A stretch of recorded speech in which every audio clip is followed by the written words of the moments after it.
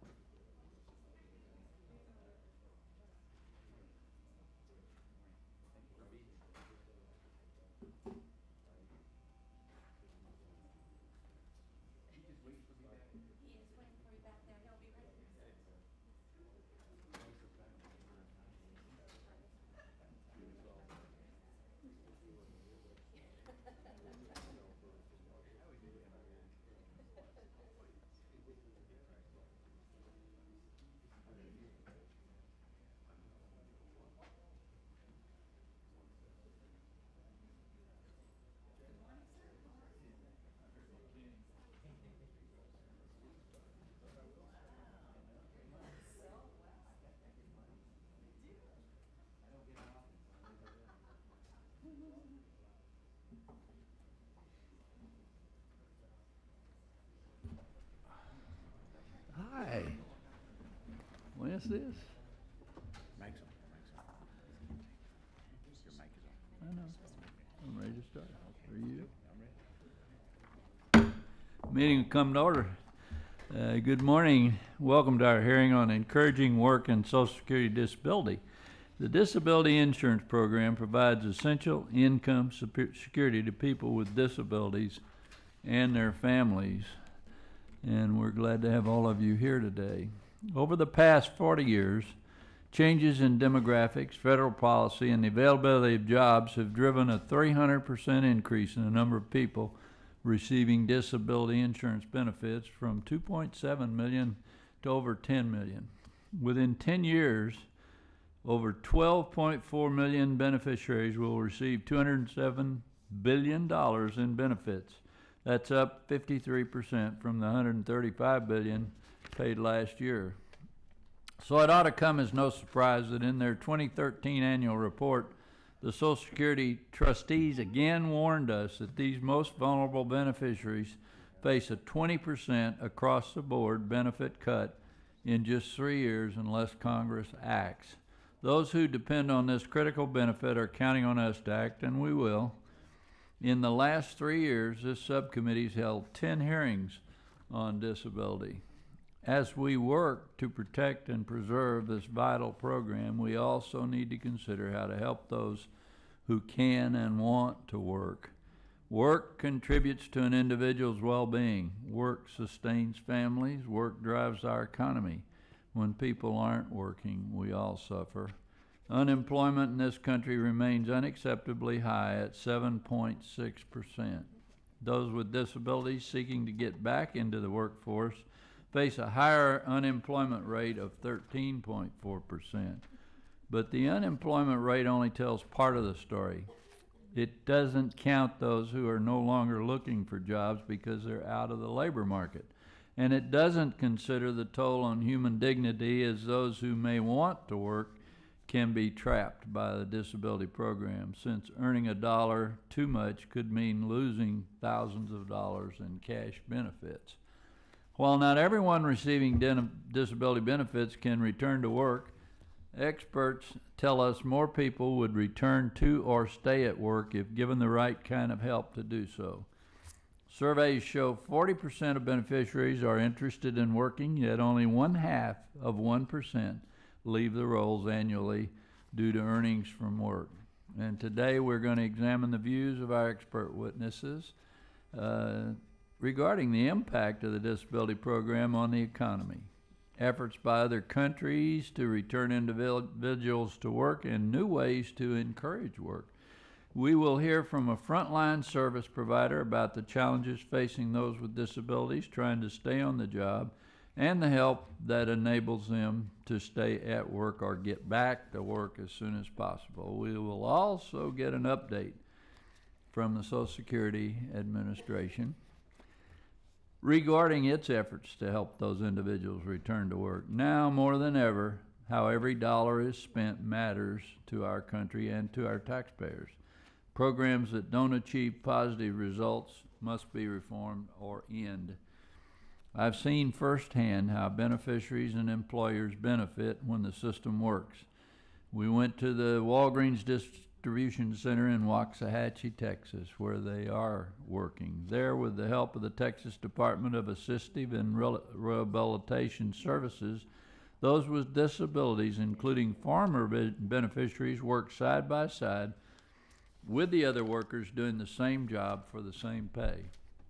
Those who can and want to work should not be sentenced to a lifetime of near poverty with no way out. We can and we must achieve the results taxpayers expect and those with disabilities deserve. I now recognize the ranking member, Mr. Becerra, for his opening statement. Thank you, Mr. Chairman, and thank you for holding this hearing, and we thank all the witnesses for being here. American workers earn their Social Security disability insurance. Nearly 160 million Americans contribute to Social Security, earning protection for themselves and their families when they retire, or if they should die, or if they become severely disabled. We should support the work efforts of disabled Americans, but at the same time, it is essential that we do no harm to those who cannot work and need the Social Security benefits that they have earned. This requires a careful balancing. On the one hand, Social Security should not be a barrier to work. That is, individuals who qualify for benefits but may be able to return to work should be able to try to work without risking their income and their health. At the same time, we should keep in mind that only those who have demonstrated that they are unable to work qualify for disability insurance. Although many disability insurance recipients would prefer to be working, most are simply too sick or impaired to sustain work. Only about 4 in 10 applicants, the sickest and most severely disabled, qualify for DI. A significant number of DI beneficiaries have terminal illness. In fact, about 1 in 5 men and about 1 in 7 women die within a few years of becoming eligible for the benefits. By law, workers with disability that do not prevent them from working do not qualify for benefits. DI benefits replace only about half of a typical worker's pre-disability earnings. So few beneficiaries would give up their work for DI if they were able to work. Studies of actual DI beneficiaries show that while many DI beneficiaries make an attempt to work, most are not able to sustain employment. Another point, budget cuts and the so-called sequester law undermine Social Security Administration's work promotion efforts. Social Security Administration's budget is about $800 million lower this year than it was in 2010, due to a series of budget cuts and the sequester. As a result, local SSA offices have lost more than 10% of their staff, including some of their most experienced caseworkers. With less staff and the loss of various senior, more experienced staff, Social Security often struggles to administer the complicated rules intended to protect beneficiaries who try to return to work. Before we institute any new rules or requirements for disabled workers, we need to consider carefully whether we are prepared to pay for the cost of assisting them. Our track record, quite honestly, is a cautionary tale on this point. Finally, Social Security disability insurance payments are just one small part of our overall national strategy to promote fairness in work for disabled Americans. DI is for those with the most severe impairments, with almost no capacity to work. For the majority of disabled Americans who are able to work, we also have a federal state vocational rehabilitation system, anti-discrimination and accommodation requirements through the Americans with Disabilities Act. We have special education services for every child who needs them. We have various pathways to affordable health insurance, and we have the federal income tax credit program for those who are partially disabled. I think our discussion here today will demonstrate that there is a need to improve supports for those with partial impairments, a much larger group of people than those who qualify for disability insurance. But in such tight fiscal times, we need to be fully aware of the costs and trade-offs. As a rule, Americans who are able to work with some support are not eligible for any benefits from Social Security because Social Security is not meant to be a partial disability system. If we're going to talk about changing the rules to allow more people to combine work and disability insurance, we also need to discuss how we will pay for the added cost of coverage for less disabled workers. There is no doubt that there's room for improvement in our national policy for supporting people with disabilities, including those who can work and those who cannot. However, we cannot pretend that this can be done on the cheap, that all we need to do is make a few tweaks and thousands of DI recipients will all of a sudden be able to support themselves through work. And we must be careful not to do so at the expense of those Americans who have no choice but to rely on the disability benefits that they paid for and have earned. The question I have for my colleagues and our witnesses is, what are we, Congress, willing to invest to support work among people with disabilities? Should our efforts be aimed primarily at the sickest and most disabled, the people who qualify for Social Security disability insurance? If so, the first step is to provide SSA with adequate resources to administer the work, incentives, and support services Congress has already authorized. Or should we cast the net more broadly to assist those who are struggling to work despite the effects of their impairments but do not meet the very strict eligibility criteria for Social Security? I look forward to hearing from our witnesses today as we sort through these challenges. I yield back, Mr. Chairman. Thank you. As is customary, any member is welcome to submit a statement for the hearing record. And before we move on to our testimony today, I want to remind our witnesses to please limit your oral statements to 5 minutes. However, without objection, all of the written testimony will be made part of the hearing record. We have one witness panel today. Seated at the table are Mark Dugan, a professor from Wharton School, University of Pennsylvania, PhD. I call him Fuds. You're a good Fud. Mary C. Daly, another PhD, Group Vice President and Associate Director of Research, Federal Reserve Bank of San Francisco. Kevin Ufer, National Director, Managed Disability, GeneX Services. Lisa Ekman, Director of Federal Policy, Health and Disability Advocates on behalf of Consortium for Citizens with Disability Social Security Task Force. James Smith, Budget and Policy Manager, Division of Vocational Rehabilitation, Vermont Agency of Human Services. Thank you for being here. David Weaver, Associate PhD Commissioner for the Office of Program Development and Research, accompanied by Bob Williams, Associate Commissioner for the Office of Employment Support Program, Social Security Administration. Mr. Dugan, welcome. Thanks for being here. Please proceed.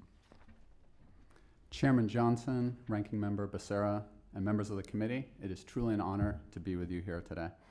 The Social Security Disability Insurance Program currently provides insurance against the risk of disability to more than 150 million American adults.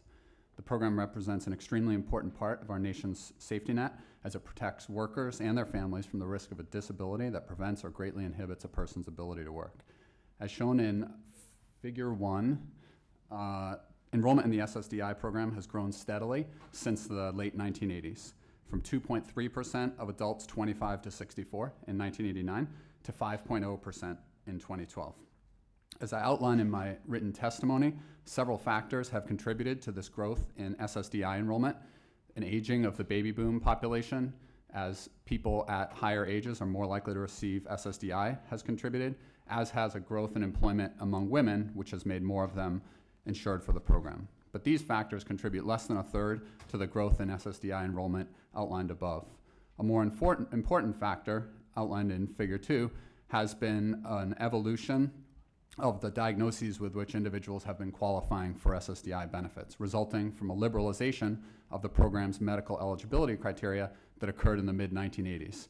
Looking at the figure, you can see that conditions circulatory and neoplasms award rates have remained roughly flat. Strokes, heart attack, cancer, and so forth, there's been very little change in the award rates. Those are the four series in the middle, and each bar represents an award rate in 1983, 89, 99, or 2009.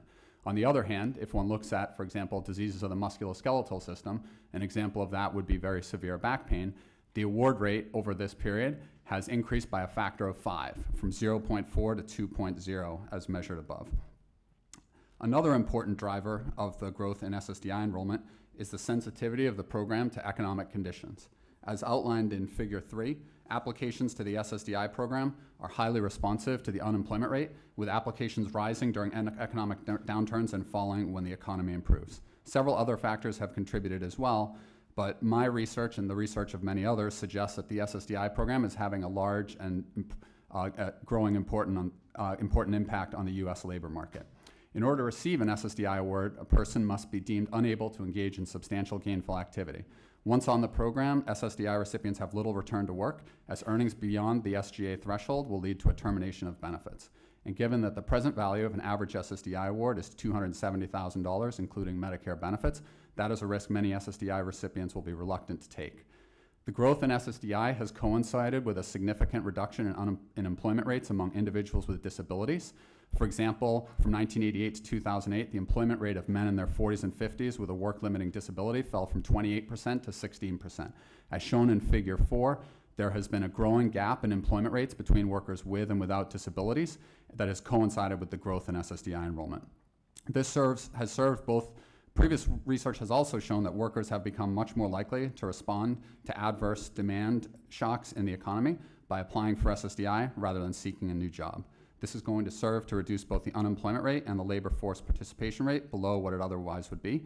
And it also reduces employment, as SSDI recipients so rarely leave the program to return to the workforce. My analysis of the application data shown in Figure 2 indicates that more than 2.5 million people have applied for SSDI as a result of the economic downturn. The steady increase in SSDI enrollment since the late 1980s has contributed to a differential decline in labor force participation among both men and women in the US relative to other industrialized countries. And so one way to improve incentives for workers in the SSDI program is to intervene sooner for individuals with work-limiting conditions so that they can continue to work. Many people with more subjective disorders, such as back pain, could benefit from such early intervention. In a recent paper, David Otter and I proposed adding a front end to the SSDI system that would include early intervention through rehabilitation and related services, with the goal of keeping workers with work-limiting disabilities in the labor market. An additional approach would be to improve work incentives for people on the SSDI program to return to the workforce. Recent evidence from Norway indicates that programs that increase the incentive to work among people on disability insurance can lead to a large growth in their labor supply. The lack of progress in improving work incentives in SSDI stands in marked contrast to the Temporary Assistance to Needy Families program. Reforms introduced in the late 1990s led to substantial gains in employment among past, current, and potential future TANF recipients and to a steady drop in program enrollment and expenditures. Based on my own research and that of many others, I believe similar progress is possible within SSDI, and the need for such progress is indeed urgent, both because of the pending expiration of the trust fund and the trends in the U.S. labor market described above. Thank you. Thank you, sir. You speeded that up and made it on time. Congratulations. Dr. Daly, welcome. Please proceed. Thank you. Chairman Johnson and members of the committee, it's an honor to be here. I will say that my remarks today are my views and do not necessarily reflect those of the Federal Reserve System. That said, I want to make 3 points this morning. The first point is referenced in Figure 1 and basically is the following, that the growth in the DI program is not, that we've witnessed over the last couple of decades, is not completely explained by factors that are transitory, such as the aging of the population, the entry of women onto the DI program because of their increased eligibility, or the increase in the normal retirement age. In fact, if I control for those 3 things, similar to Professor Duggan, what we find is that the red line, which shows growth controlling for those factors, has continued to rise. And that's the portion that is unexplained by these transitory variables. And if you extrapolate out that growth, you think that the program might be in an unsustainable position. The second point I'd like to make is that in the United States, we are not alone in having these types of challenges. In fact, our European counterparts face similar challenges more than a decade ago. They had rapidly rising disability recipiency rates that were not explained by demographic or health trends. They undertook particular reforms in those areas to try to curb the growth in the benefit rolls and stem the tide of new beneficiaries in particular. I want to focus on Figure 2 on 2 countries. There are other countries you could use as an example, but these 2 countries, I think, paint a nice picture. I want to refer your attention to Sweden and the Netherlands. Both of those countries had very rapidly rising disability recipiency rates, and recipiency rates that on average have been far higher than the United States.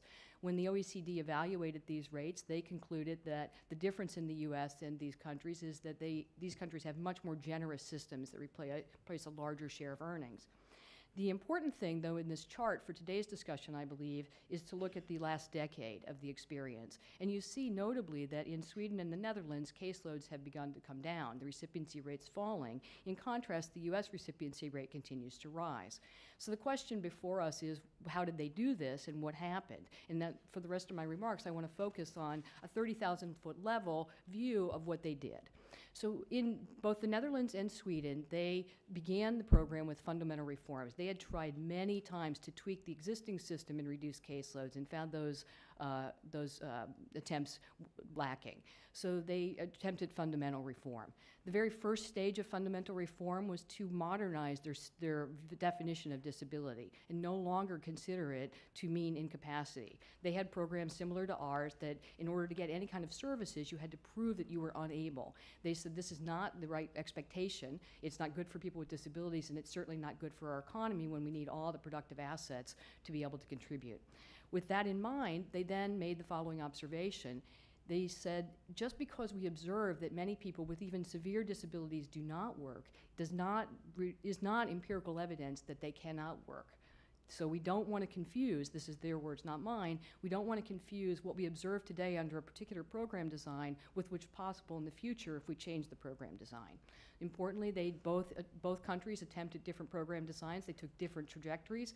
In the Netherlands, they incentivized employers by making them pay for the first 2 years of support for disability if you put your worker into a disability system, and you're experience rated if you move them onto long-term benefits. You have to pay a higher DI premium.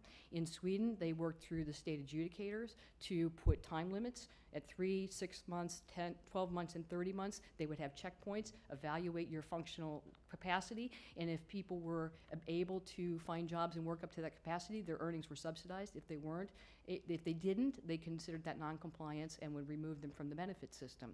The point of both of those projects, or both of those reforms, is this. Early intervention matters. Getting in right when a person has an impairment is the critical component of those reforms, and enforcing that with a social expectation that you work if you have a disability unless you can't and you demonstrate you cannot, but then also having a commitment, and I think we heard this earlier in the opening remarks, a commitment to support work, very similar to what we did with TANF, if you recall, that it's your expectation is you work, but there's support for work. The other thing I will note is that they had much less success in reducing the stock of existing beneficiaries. Both those countries have now said that that's a much more difficult problem to solve, and that the returns on investments are best made to reduce the flow of new beneficiaries onto the system. I'll conclude by saying that the important metric, I think, for evaluating any reform is to ask, did people with disabilities suffer? Were people made worse off? And in these countries, they were not. Incomes remained the same and employment rates rose. Thank you. Thank you, ma'am. Mr. Ufer, you're now recognized. Thank you, Mr. Chairman and members of the committee. I appreciate this opportunity to testify concerning the best practices for returning employees back to work who have medical impairments and facilitating return to work for these employees under stay-at-work programs. Many of Gen X Services' business clients include individuals, small employers, mid-sized companies, Fortune 500 corporations. I would like to discuss our perspective of what we have seen in terms of what disability is and assessing employees to stay at work. Disability is not merely having a medical condition. Disability is a medical legal construct. A medical diagnosis alone does not equate to the adjudication of disability or a lifetime entitlement to unemployment, though many individuals perceive disability benefits as everlasting once they begin. Disability is usually considered of a limited duration, excepting in those instances where rapidly deteriorating condition without a reasonable expectation of improvement exists or terminal cases. For our customers, disability episode can result in millions of dollars a year beyond just the sick time benefits. Most importantly, the episodes result in lost productivity, lost revenue for employers. Employers and insurers engage Gen X to develop strategies to help keep people at work under stay-at-work return-to-work programs or rapid return-to-works. We understand that motivated employees who want to return to work are the best candidates to be successful in returning to work. We also recognize that sooner the intervention by employers and claim administrators in providing support through processes of return to work promote better improved outcomes. When employers provide return to work programs and immediate support of an employee upon a disability event, there is an expectation that the employee will make an effort to immediately attempt return to work or start on that process. Typically, the return to work programs will have formal written policies in place that encourage return to work once the employee is on disability. These are known as transitional return to work programs. The employer should provide the training of operations and other essential staff concerning the return to work process. Employer management, human resource, and benefit team members know their assigned roles and responsibilities in the process. There's usually an internal corporate sponsor that promotes the program internally, basically a champion within the company. The return to work process permits increased incremental ability for someone to try to go back to work through a scheduled duration. Often an option of light duty is written into a program that will allow for safe work functioning during a period of adjustment back to the work environment. The return to work program always applies accommodation principles to provide for minimum risk of additional loss of functioning during the attempt for return to work. Each individual worker will have their own return to work plan specific to the requirements of their own job and their own medical restrictions. Transitional work is not permanent. It is meant to be a short duration. The goal is always to return a person to their own job full-time. Conditioning programs such as work hardening can be utilized to accelerate the work capacity when appropriate. When an individual worker has developed restrictions or limitations prior to filing a disability claim, many employers utilize a stay-at-work program to encourage continued productivity at work, yet accommodating the employees for a designated function and for a short period of time. Stay-at-work programs include many of the same elements as transitional work, but are deployed prior to the actual disability event. Many programs also employ ergonomic programs, which is assessing the interaction between the work site and the human psychology and physical activities, and that can be invaluable in preventing additional limitations to the individual as going back to work, as well as preventing even disability. In general, employers and claims administrators should engage the workers as soon as possible about continuing to work in some capacity or planning to return to work. Steps include setting up expectation that employees will go back to work, have employers involved in a return to work for employees, monetary incentives for return to work, pay for adaptive equipment, day and elder care issues, dedicated support, professional staff promoting return to work within the organization, and corporate human resource operational structure, which outlines roles and responsibility for return to work.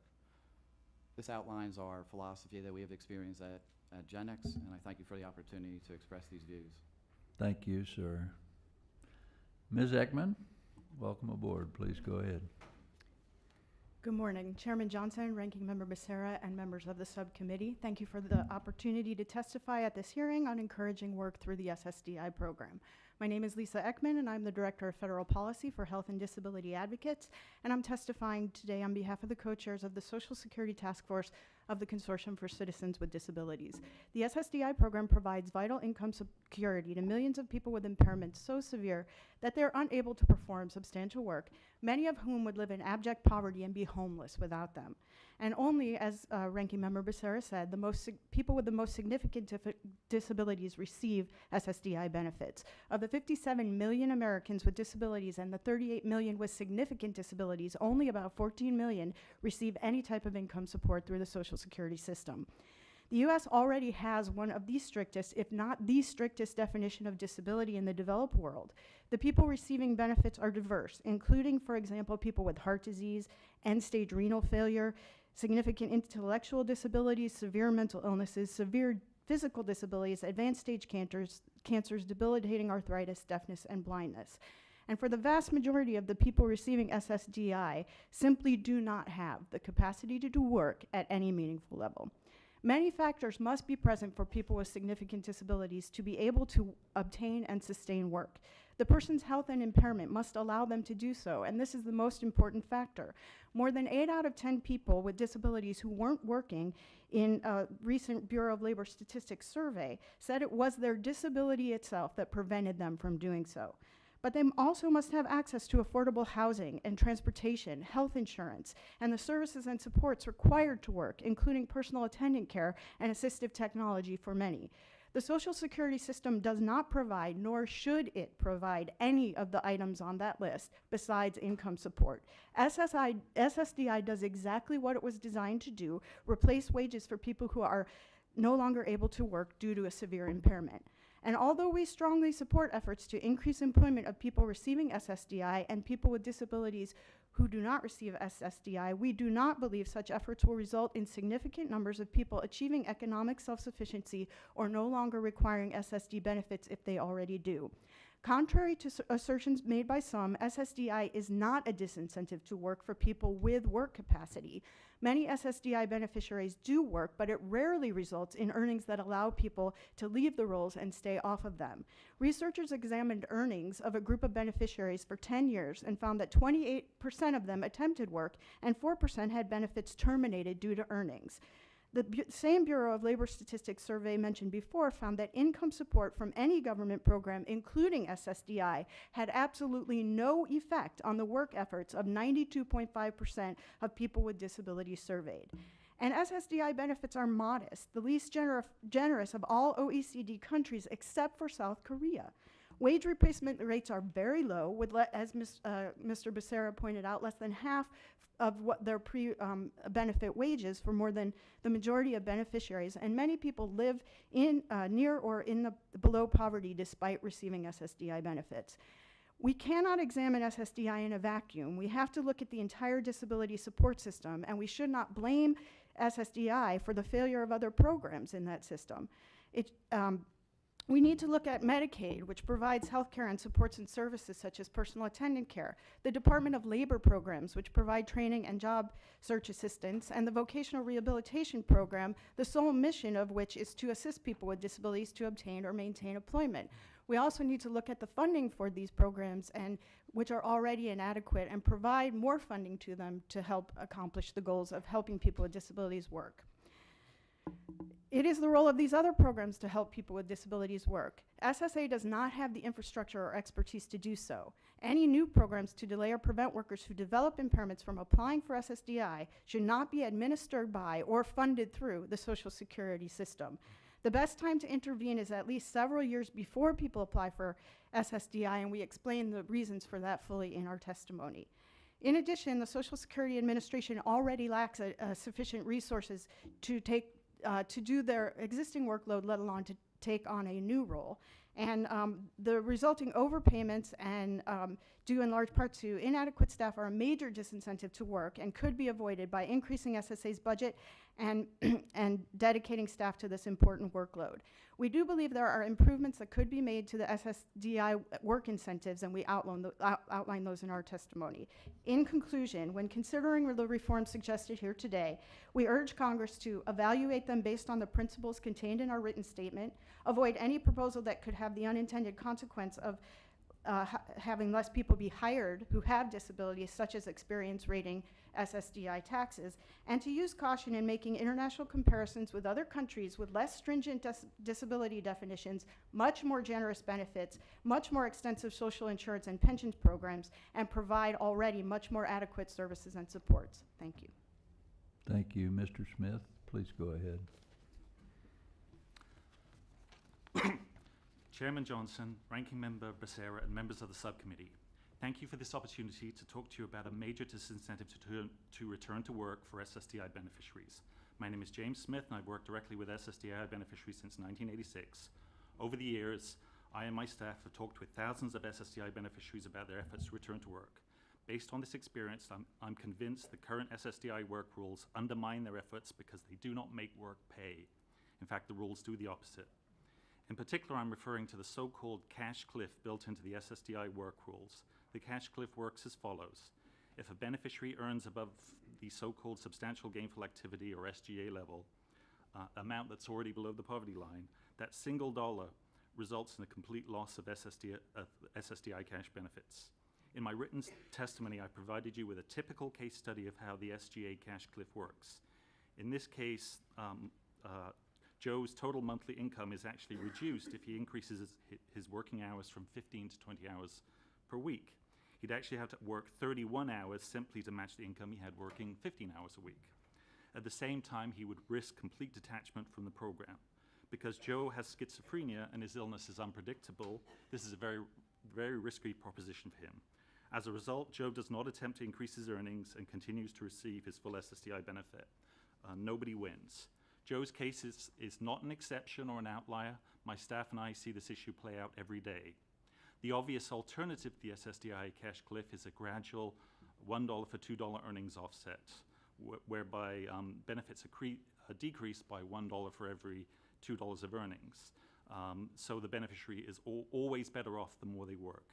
To its great credit, Congress has already implemented an earnings offset in the SSI program.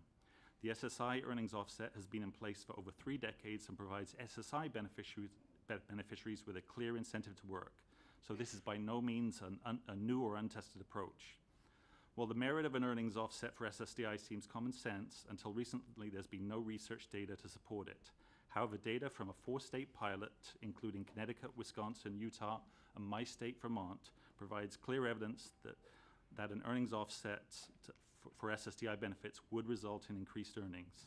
Just over 1,800 SSDI beneficiaries participated across the states using a rigorous random assignment experimental design.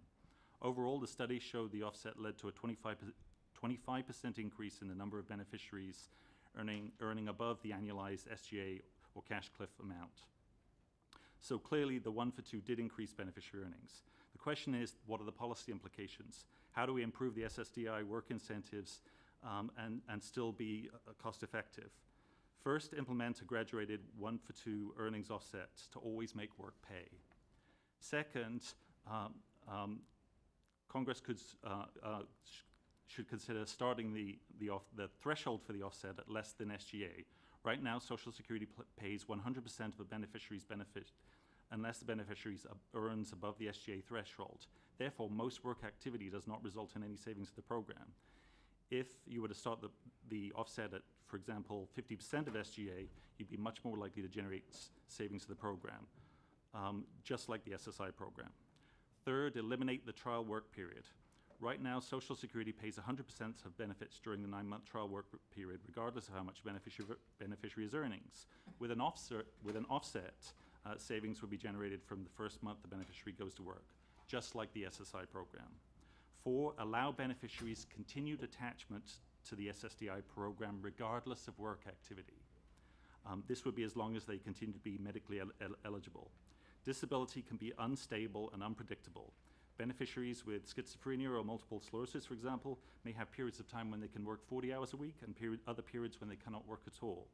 Continued attachment would give beneficiaries the security they need to try to work without the fear of being completely cut off. Finally, implementing a graduated offset would eliminate a major barrier to the success of the Ticket to Work program. Unless the SSDI work rules always make work pay, the Ticket to Work program will never achieve its full potential.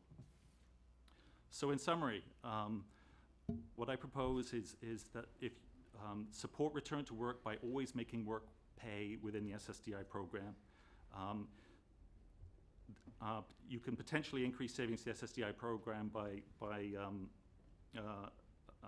starting the offset at a point at less than SGA, simplify the work incentives for both beneficiaries and Social Security, and align the SSDI program work rules with the goals of the Ticket to Work program. Thank you. Thank you, sir. Dr. Weaver, welcome back. Please proceed.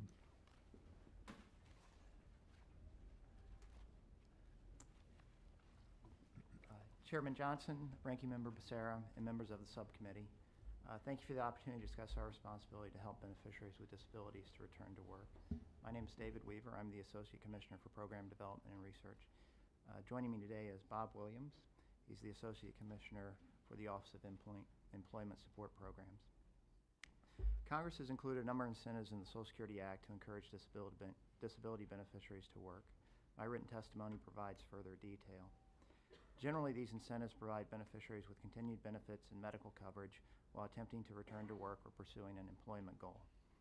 As illustrated by the work incentive chart in my written testimony, our work incentive provisions are complex and difficult for disability beneficiaries to understand and for us to administer.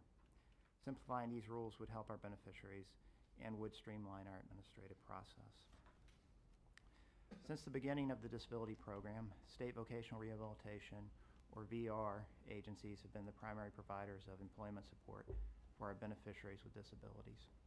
The 1999 legislation that created the Ticket to Work program expanded the universe of service providers and gave beneficiaries choices beyond the state VR agencies to obtain services and supports needed to secure and maintain employment. Under our current Ticket program rules, any adult disability beneficiary is eligible to participate in the Ticket program. Individuals eligible to participate in the Ticket program may choose to receive services from a state VR agency or an employment network. We contract with employment networks, or ENs, to provide or coordinate the delivery of employment support services to our disability beneficiaries. Some state VR agencies also act as ENs. In order to become an EN, an entity must apply and meet our qualifications. In addition, ENs must meet performance standards that are part of every agreement that we sign with ENs. As of May 31st, 2013, there are 44,452 tickets assigned to 653 ENs. The Ticket Act created two other programs to supplement the assistance available at our field offices: the Work Incentives Planning and Assistance, or WIPA program, and the Protection and Advocacy for Beneficiaries of Social Security program. The two programs authorize grants to organizations with ties to the disability community at the local level. These programs are useful tools in our return to work efforts, and we thank you for your continued support of them. The Ticket Act authorized us to test how certain statutory changes to the disability program would affect beneficiary work activity. Pursuant to this demonstration authority, we initiated 4 demonstration projects, including the Benefit Offset National Demonstration, or BOND, and the Youth Transition Demonstration, or YTD. The BOND will measure the effect of reducing Title II disability benefits by $1 for every $2 a beneficiary earns above substantial gainful activity, or SGA. The YTD identifies services, implements service interventions, and tests modified supplemental security income and resource exclusions intended to lead to better education and employment outcomes for youth with disabilities. Demonstration projects are the best vehicle for identifying promising program changes and measuring their effects on disability beneficiaries and potential beneficiaries. For example, we completed a 4-state pilot for the bond in 2008, which we used to inform the design of a nationwide bond. The pilot also yielded some preliminary outcomes, such as more beneficiaries earning above SGA and more beneficiaries receiving higher benefit amounts. We also found that YTD services increased the paid employment rate for disabled youth relative to control groups, from 24% to 43% in West Virginia, and from 13% to 23% in Miami, Florida. Based on these research findings, we have asked the WIPAs to focus outreach in the coming year to families with disabled youth. The YTD demonstration shows that WIPA services to this population can increase employment among disabled youth. Our authority to initiate disability demonstration projects under Title II of the Act expired in December 2005. The President's budget for fiscal year 2014 includes a legislative proposal that would authorize us to test ways to help people with disabilities remain in the workforce. In addition to providing new authority to test early interventions, it would reestablish and broaden the Title II demonstration authority that we previously had. Thus, we would be able to further test effective ways to boost employment and support current disability beneficiaries who are seeking to return to work. We urge you to support this important proposal. We are proud of the role our disability programs play in the nation's social safety net. It's not realistic to expect every disability beneficiary to become financially independent by working. However, we must find ways to improve work outcomes for those who can. Thank you for the opportunity to testify at today's hearing. Bob Williams and I are happy to respond to any questions. Thank you, sir. We appreciate your testimony. Thank you all. As is customary for each round of questions, I'll limit my time to 5 minutes, and we'll ask my colleagues to also limit their time to 5 minutes. Dr. Daly, you referred to the transformation of the DI program from a last resort cash income program for those not able to hold any substantial gainful employment to a long-term unemployment program. What are the causes of that transformation? By my read of the evidence, the program has become, as Professor Duggan has indicated, more cyclically sensitive. Am I supposed to answer now, by the way? Sure. Okay, good. I realize I don't know the rules. You're following them perfectly. Absolutely brilliant. But so the program's become more cyclically sensitive.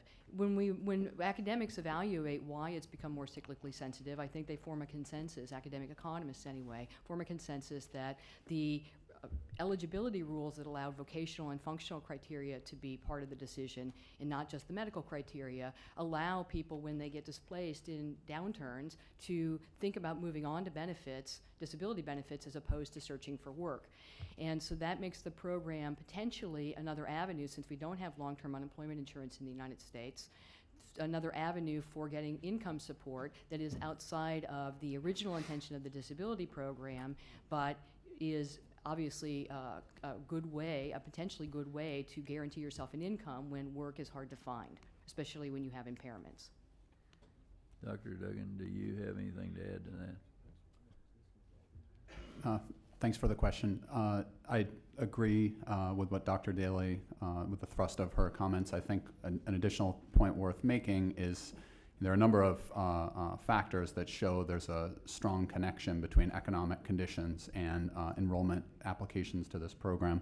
The sensitivity of it to the unemployment rate. Also, over time, we've seen a steady decline in employment rate among individuals with disabilities that's just sort of ongoing. And beyond that, a real shift in the conditions with which people are qualifying for benefits into somewhat more subjective, which is not to say that they're not valid, but just somewhat more subjective conditions.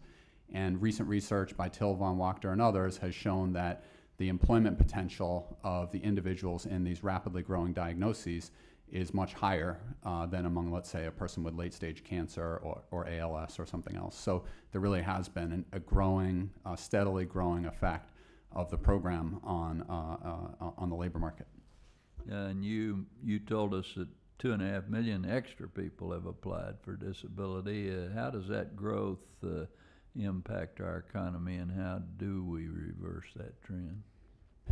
That's, yes, so if one just sort of traces out the additional applications that have occurred over the last several years as a result of economic conditions, it's about 2.5 million, perhaps a bit more. And I think it is, that is going to, research by David Otter and myself in the past has showed that has led to, that kind of response leads to a reduction in the labor force participation rate and in the unemployment rate. So the unemployment rate right now, if you look economy-wide, we see this unemployment rate coming down from 10 to 7.5, but labor force participation has come down even more, so that the employment to population ratio hasn't really grown. And I think it is, it's a big, it has a measurable effect on the nation's, the overall unemployment rate and the overall labor force participation rate. And I think, there's a lot of concern about this among people across, I think, the ideological spectrum. Is it going to be the case that, this recent decline in the labor force participation rate is pretty problematic given the demographic changes that are now going on? So I think I'll just add that. We can't get them back to work, is what you're saying. I think there is some potential to get these individuals back to work through the programs that were mentioned in some of the other testimony today. It is, but I agree that the biggest bang for the buck is going to be from intervening with people somewhat sooner, and the payoff to that potentially is really high. I mean, with the typical DI award, if you look what the federal government disperses, and this doesn't even take into account the foregone tax revenue from the person not working, is $270,000. If we can figure out a way to sort of get in there sooner with people so that they can return to work, that's going to have a huge payoff for the economy. Yeah. But I do think that improving incentives among existing recipients is something worth doing, and there's evidence that it can make some progress too. But I think it alone is not going to be enough to reverse things. Yeah, Dr. Daly, you want to add to that? I do want to add to that and put a calculation on this. Myself, it is part of my role in thinking about unemployment rates in the United States at the Federal Reserve Bank. We calculated how much if we use historical allowance rates on disability for the number of applications we have, it accounts for about a quarter of the decline in labor force participation that we've seen. So that would be, if history is any guide, that would be a permanent decline in labor force participation in the United States, as Professor Duggan has noted, because those individuals rarely come off the rolls. And I'll say one more thing about that. If you look back at Sweden in particular, but you can look at other countries, Sweden's a good example. After the great financial crisis that they had in 1990s, their incapacity rate went from something like 8% to 16%, and those were permanent reductions in their labor force until they dramatically reformed their system. So I think these are real issues that add to the urgency of reforms in addition to the insolvency. Thank you, ma'am. Mr. Becerra, you're recognized. Thank you, Mr. Chairman, and thank you all for your testimony. Very enlightening. Mr. Dugan, I think what I gathered a lot from your testimony is that early intervention is very important, and improving incentives to keep people working, very important, because once they get into this nosedive of becoming disabled and feeling disabled, it's tougher to get them to sort of come out of that and stay up in the air flying. Ms. Daly, I think same sort of thing. Periodic evaluations, in my notes here, early intervention matters, support work. And you also said something, you asked a real important question. Did people suffer, or were they made worse off as a standard to sort of decide whether we're doing something better or not? And then, Mr. Ufer, you mentioned about all the things, all the services that your company is providing to try to keep people at work, even if they are starting to tip into that area of disability. All that, I think, we have to sort of internalize and do more of. But from what I hear Mr. Weaver and Mr. Williams say, Ssdi, as Ms. Ekman said, doesn't do any of that. Social Security disability insurance is simply to pay someone who's now fully disabled. It's the vocational rehab programs and all the rest that are really there to do that. And so my sense is, from everything I hear you saying, is we got to really beef up the work we're doing to give people the incentive to stay working and to make sure we capture them before they become too disabled to stay at work, or at least work for good periods of time. And so I think we have a lot of work to do, as Mr. Ufer's doing with his company, to try to make sure we're doing everything we can from letting anyone fall over the cliff and become permanent, that disabled to the point where you can't work. So, quick question, Mr. Ufer. What kinds of services, give us very quickly because I'm going to run out of time, what are the most important services that you think we need to provide folks to stop them from tipping over to becoming folks who just won't go back to work? It's early intervention, being involved right at the beginning of a claim when an individual goes out, employers being involved, so some kind of pressure on the employers to be immediately involved within the first weeks of disability. I deal with a lot of the private sector, which is short-term and long-term disability. Yeah. So as soon as a person goes out, there's involvement from the employer to engage the employee to stay at work and think about, okay, you can't work at the moment, but you will in the near future. Let's see what we can do about that. Okay, so what does the see what we can do about that mean? Do you offer, what kind of services do you offer? We would be offering a medical intervention with assessing how limited the person is functionally. As I mentioned, disability is not just having a diagnosis, but how that diagnosis impairs a person to return to work. So perhaps up front, a person may have a diagnosis, a back injury, but what's the likelihood? How long will they stay out of work? So medical diagnosis, keeping- probably follow-up, rehab. Yes. Are they- You're investing money to keep that person at work. Absolutely. Okay, so this is not free. No. Okay, your company's paying money to, you're probably figuring it's better to keep an experienced, capable employee on board than trying to train someone to do all this stuff anew. Yes, we use nurse case managers and voc rehab people up front rather than later in the process to say, let's keep you at work. Okay, so, but you have to invest money to make this work. Now, Mr. Weaver, Mr. Williams, my biggest concern is that we keep cutting the budget of the Social Security Administration at a time that we're talking about it, investing more to keep people at work, to make sure that we intervene early, and that we do everything we can to keep someone from tipping over based on their disability to the point where they can't work. How do you manage if 10% of your Social Security Administration offices, 10% of the staff in your Social Security Administration offices in the field have been cut? Well, thank you for the question. I think staffing is an issue at the agency. You mentioned the reductions in our workforce, particularly in this area where we talk about the complex work incentives in the law. It is as our Inspector General said, it's a very work-intensive process. You actually have to put staff on these cases to make sure the beneficiaries don't have their benefits inappropriately stopped and that they can take advantage of all the employment supports that Congress has put in the law. So in general, I would say that our experience with administering the employment supports or work incentives already in law has been difficult. So, Ms. Ekman, you probably deal more with folks who have these disabilities and they're on that verge of becoming unemployable. What does SSA need to do to try to deal with the fact that they're getting cut? Well, first, thank you, Ranking Member Becerra. I think first, I'll reiterate that we do not believe that the Social Security Administration is the right agency to perform early intervention or provide these work services to people who are still in the labor force.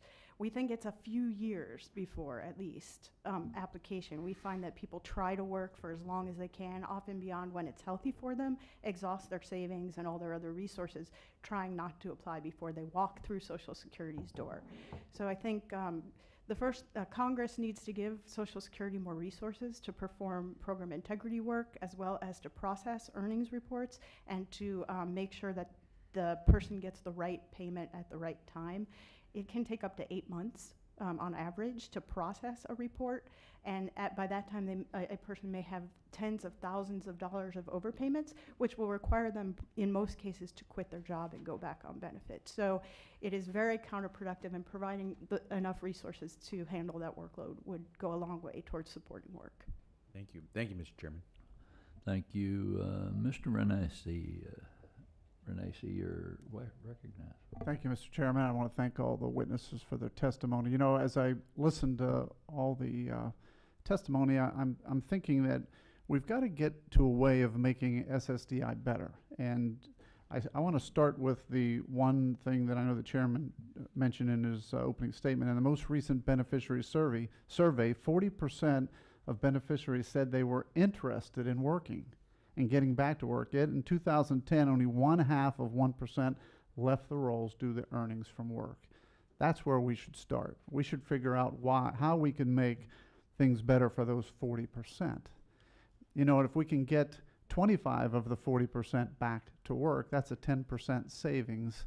And that's what the taxpayers are looking for. That's what they're asking Congress to do, figure out ways to make the program work better. And I want to talk about two individuals in my district.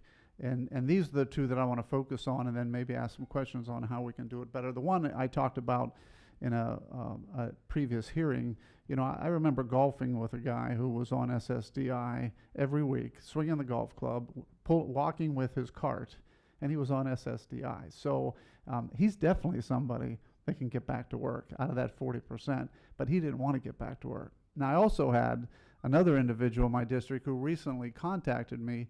he just is on his medical leave, and he had his third back surgery, and he just received SSDI, and he's telling me that he wants to go back to work. His intent is to get back to work.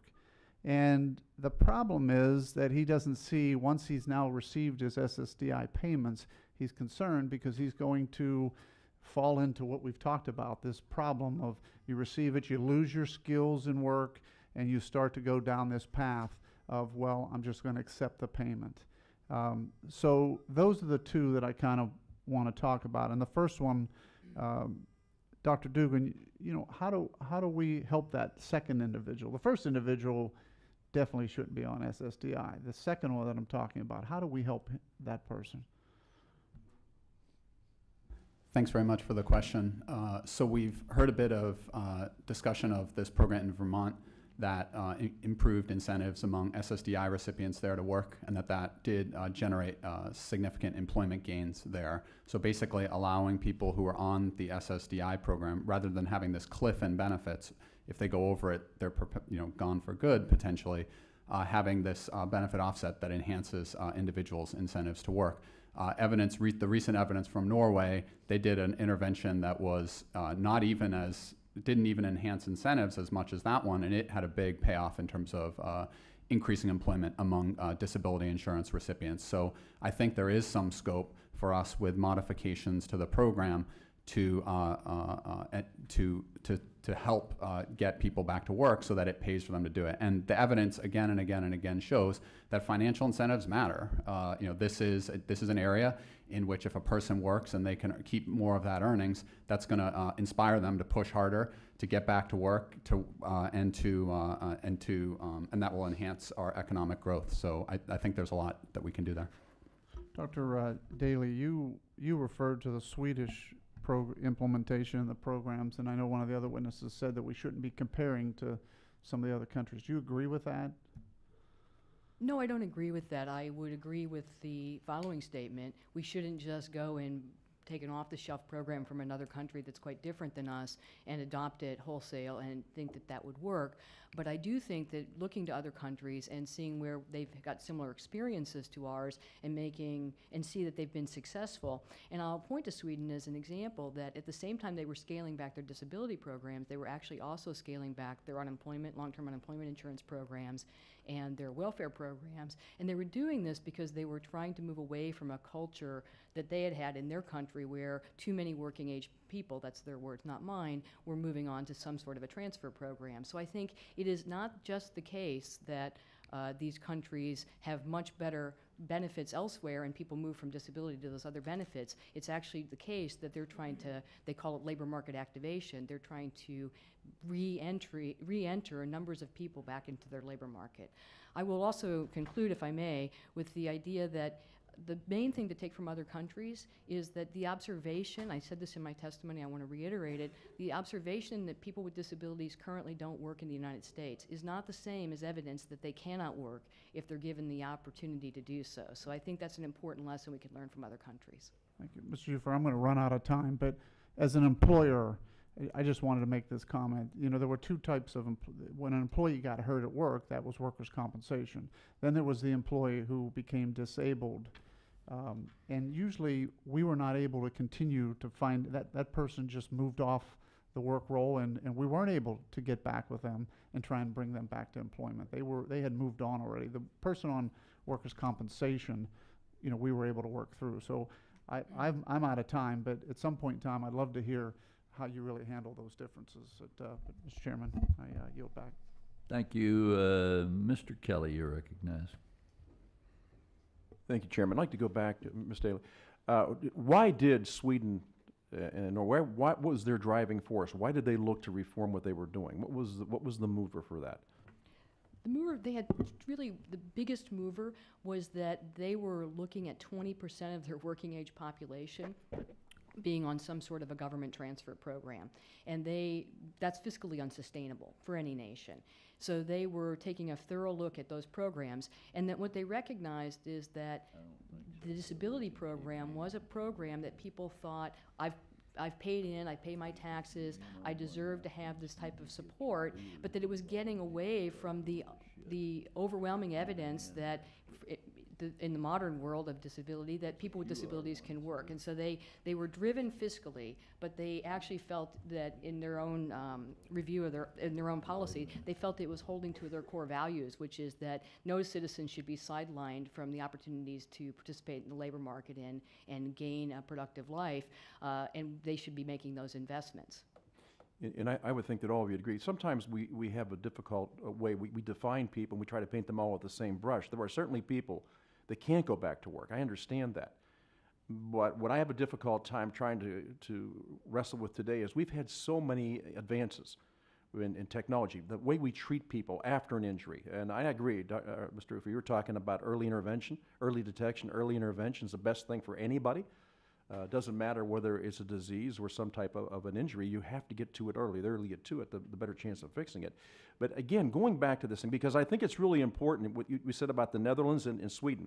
It says, and on page 7 of your testimony, in the past decade, the Netherlands and Sweden fundamentally reformed their disability programs by changing the culture and social expectations regarding people with disabilities. And I think that's what we constantly wrestle with, because sometimes it's the social expectations. I'm an employer, and I have had people off on they've gotten hurt on the job. They can't work, I understand that. But I do know this from growing up and from participating in athletics, the longer you're away from school, the harder it is to go back. And the longer you're off the field, the harder it is to get back on the field and want to play again. So I think that early intervention, getting them back on the field, but all of you are dealing with the same thing. Now, again, disabilities defined differently. Some people are never going to be able to return to work. I get that. But I think the whole process that we're talking about now is, are we incentivizing people to go back to work? Are we disincentivizing people by the programs that we have right now? Again, not painting everybody with the same brush, but explain to me, when you say the social expectations, what are we talking about there? So if you look at documents written by the Netherlands and by Sweden, by policymakers, and these were bipartisan documents, and also at the OECD level, the OECD itself has written these documents. The very first paragraph in many of these documents says the following: people with disabilities deserve the opportunity to work. People with disabilities want to and can do work. And this is where they put it in underlined or all cap type, people with disabilities have a responsibility to try to work. So that's what I mean by changing the social expectation. And the reason I think European countries are a good example of this to look to is that traditionally the European nations have been more generous with their safety nets. Ms. Ekman mentioned this, and more willing to have that be a social contract that they would sign, and they actually are saying it's not good for the individuals with disabilities and it's not good for our economy. So this is what I mean by changing the culture. And the results have been, as I said, to increase the employment of people with disabilities, maintain or increase their incomes, and not move them onto other welfare type benefit programs. So, you know, they're in the first 5 years of their reform, so I don't think we should call these all victories, but I think it is useful evidence to look to. Well, I've got a lot of friends, and like Mr. Renacci, that have gone through these things. But I will say this. It's the excitement about waking up in the morning, being able to get out of bed and go somewhere and do something productive that really drives not just Americans, but all human beings. And we have these programs that we can get people back into the workforce where they're contributing members of society. And by the same token, those that can't, I understand that. Don't label them as not wanting to go back to work or not having that desire to go back to work. Listen, there's some people that just can't, and that's the people that we want to help. But the other way, and like Mr. Rufo, we got to get them early, and we got to get them back on the field as soon as we can. I think it's the best way to work. Mr. Williams, I do want to say something to you. You have overcome a great deal of adversity. And I think that just having you here today and having you present sets a great example of what it is that drives the human spirit to make them do things that maybe they would say, it's going to be harder for me than somebody else, but I don't care. I'm still going to achieve. So I applaud you for what you've done with your life. Thanks so much. Now you'll back. Social Security offices around this country. Thank you. Thank you all for your participation. Mr. Griffin, you're recognized. Thank you, Mr. Chairman. I want to associate myself with the remarks of Mr. Kelly Thank you all for being here. Thank you, Mr. Williams. This is incredibly important because I hear about this issue a lot back home. And what I've learned from being here 2.5 years and from being in politics before is that anecdotes are not the end of the story, but usually they indicate something. If you're hearing things on the ground, they indicate something's going on. And they're not all 100% truthful, but they indicate that there's some truth out there associated with the anecdotes that I hear. And I will tell you that in this area, when I'm home in Arkansas, I hear anecdotes about abuse and with regard to this program all the time. And I know that they reflect an ongoing problem. You don't hear numerous stories and they say, well, those are a very small percentage. That almost never happens. I hear about these instances like the golfer because they're relatively common. So much so that I hear jokes about, well, maybe I'll just get on disability. I mean, you hear that kind of joke all the time. And people, there's a culture out there that people, it's almost like the American people know that this program doesn't work the right way on the whole. And so they know it's relatively easy to game. It's not only a fiscal problem generally, but more importantly, it impacts the people who need it, as Representative Kelly pointed out. And I want to mention, in addition to the golf situation, there are several anecdotes that I've come across, and I finally decided that if I were to ignore them, it would be malpractice on my part. There's one lady who volunteered to handle all of the arrangements, all of the emailing, all of the phone calls for a high school reunion. And the comment that she made was, I'm on disability, so I can handle all this. Well, there are jobs where she could use those skills.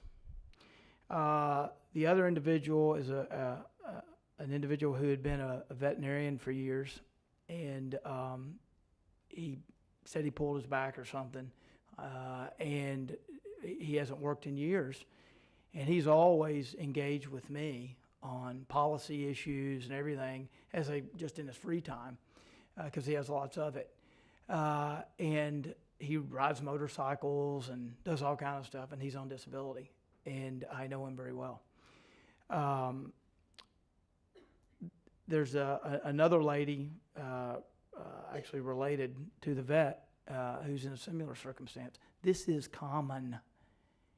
And my constituents that need disability because they can't ever go back to work are as angry about it as everybody else, because it's really not fair at the end of the day. And I wanted to ask you, is there some sort of financial incentive to report the fraud in this area, like a key TAM incentive?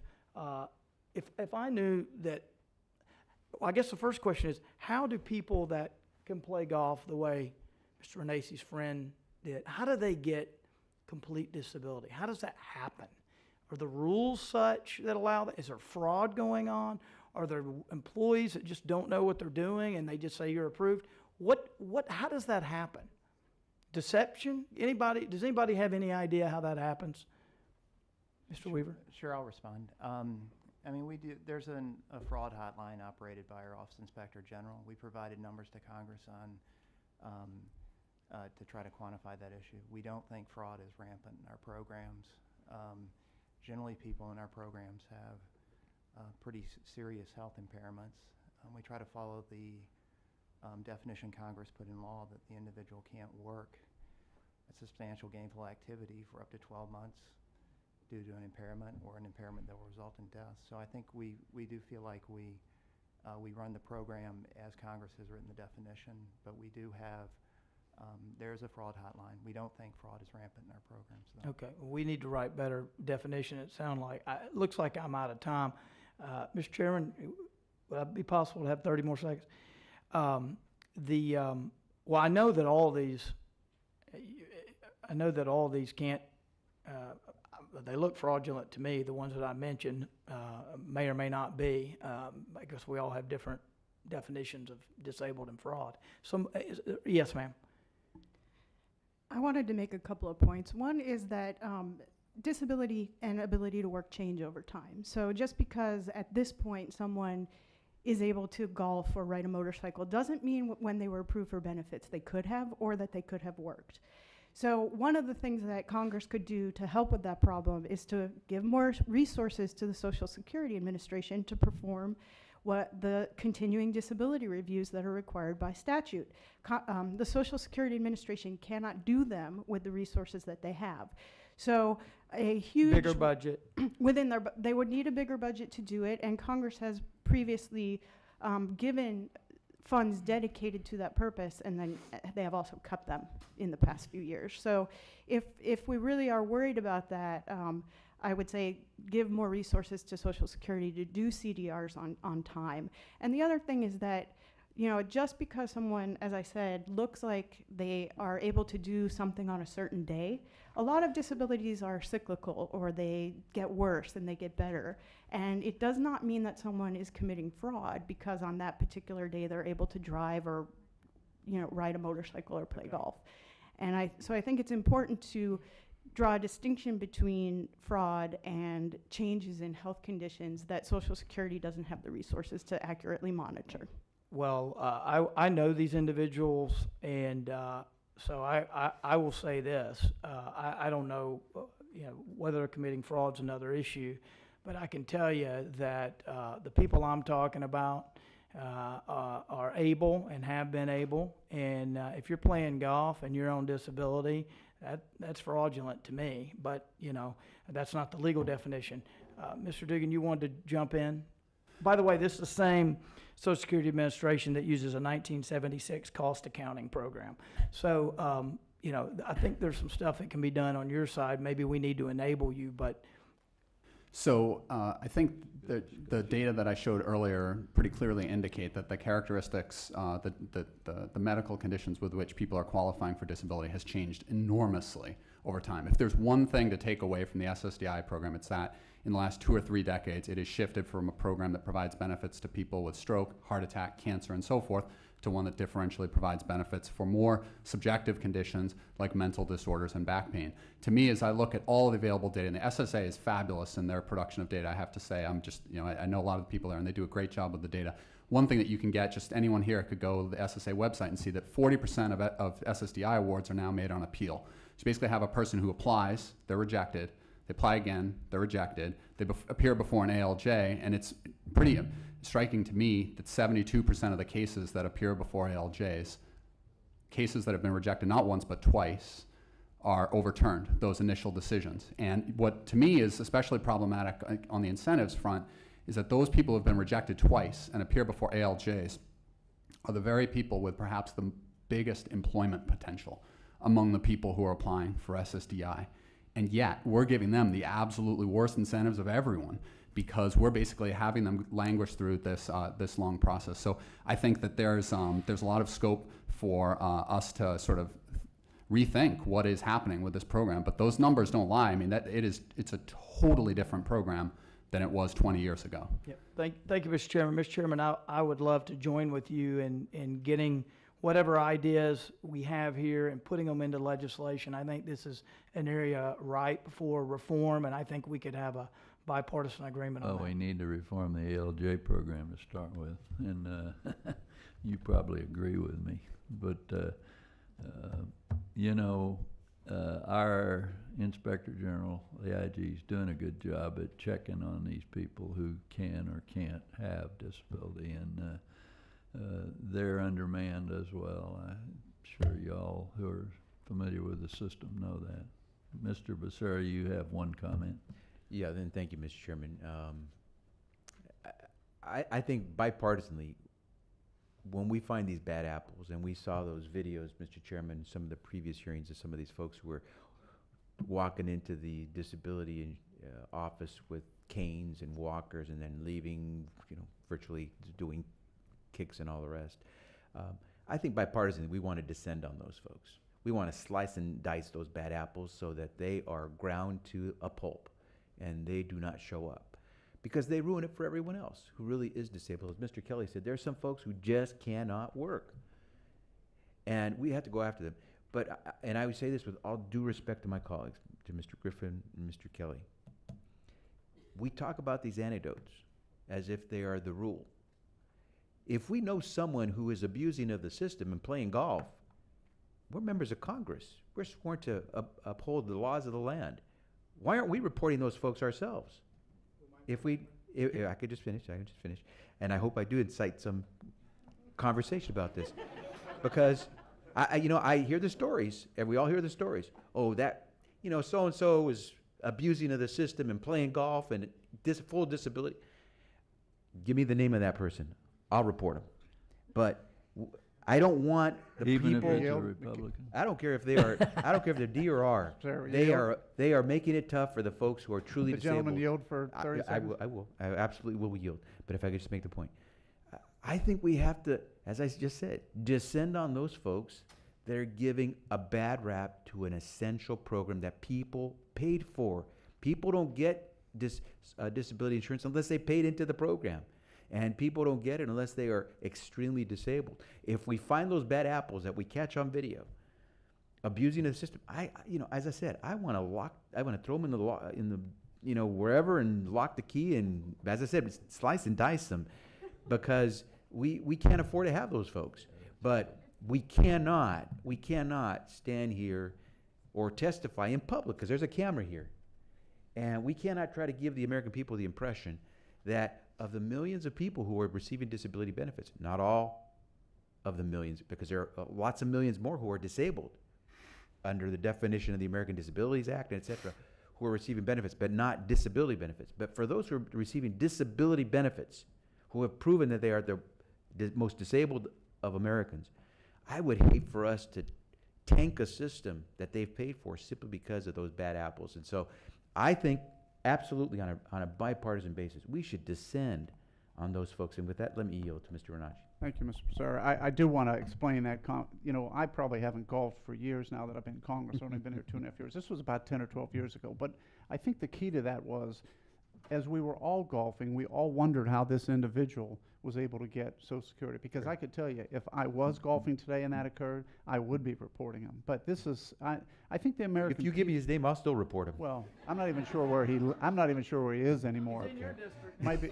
Well, let's find him. Let's the go after question that here guy. for the American people is, the American people see this and they're fed up with it. Absolutely. And people were fed up 10, 12 years ago. I assumed, as an American back then who wasn't in Congress, that he must be okay. He must have been able to get it. It must be a program that he's allowed to have. Today, I know different, and that's the Okay. problem in America. We're going to let Kelly make one last comment, and then we're closing this down. Thanks, Mr. Chairman. And I want people to take this personally. There's not a better example in the room right now of somebody who has disabilities but refused to let that stand in the way of going back to work, and that is you. And I mean that sincerely. That's right. Bipartisan. And I know we talk about bipartisan issues, but then we try to slice and dice each other, so that one can be the hero and one can be the villain. It's not good enough in this body anymore to do the right thing. It's okay to do the right thing, but you got to make the other side look really bad. Listen, the whole purpose of this hearing today, and Mr. Young said something in a hearing yesterday that a saying, and he said, well, now we've run out of money, so we have to start thinking. The whole purpose of this hearing is, how do we sustain this? Because I'm not painting everybody with the same brush. I know how difficult it is for people who are hurt to get back to work, but I also know the path we're on right now is unsustainable. And I keep saying this thing, unless Congress acts. Well, depending on which side you're sitting, what does it mean by Congress acts? Is it throwing more money in a program, or is it making a program more sustainable by really thoughtful responses and regulation reform that we need to have? You're all working to get people back to work. And again, I said about Mr. Williams, what you do every day, you get up with a purpose in your life. I can't imagine putting people in a position that get up, that want to go to work, and we've made it impossible for them to see the benefit of working anymore because we've disincentivized that whole process. So again,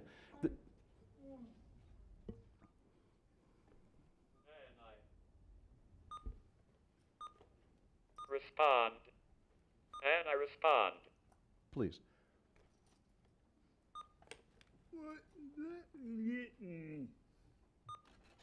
What has not been said today is there are about 4 million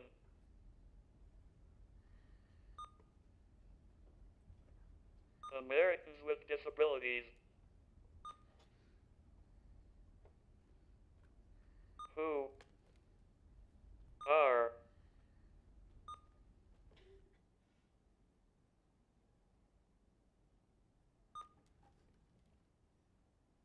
employed most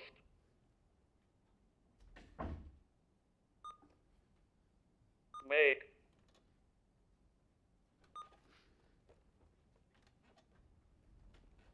less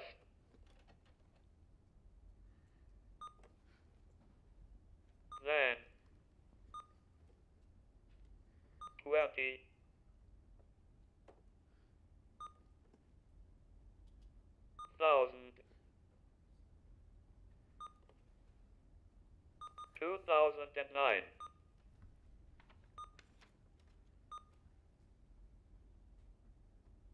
annually. What has not been said today is there are about 4 million Americans with disabilities who are employed most make less than 20,000 annually.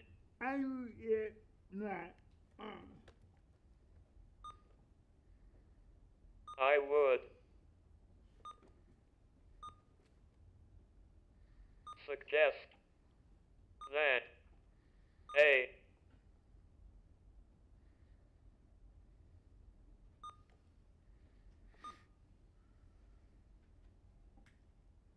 critical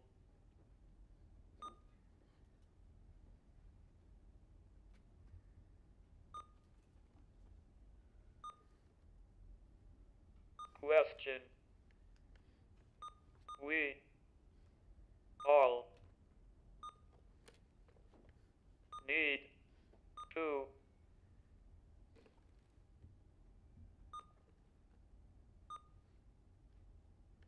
grapple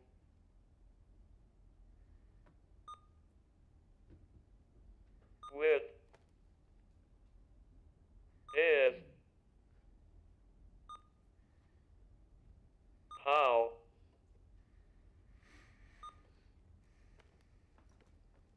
do we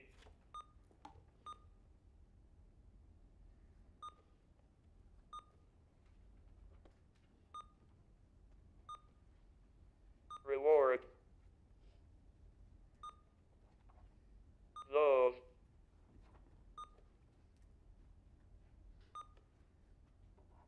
workers and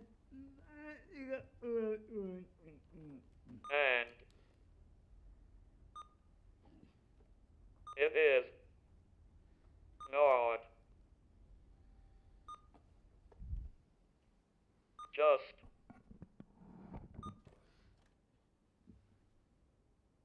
about services. It is creating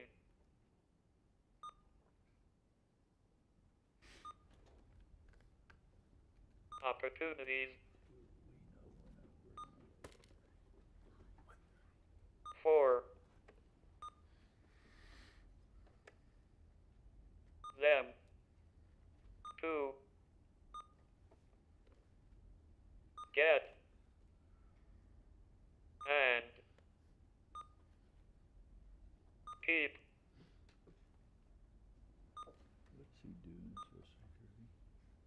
good jobs and careers that can lead to better self-supporting futures.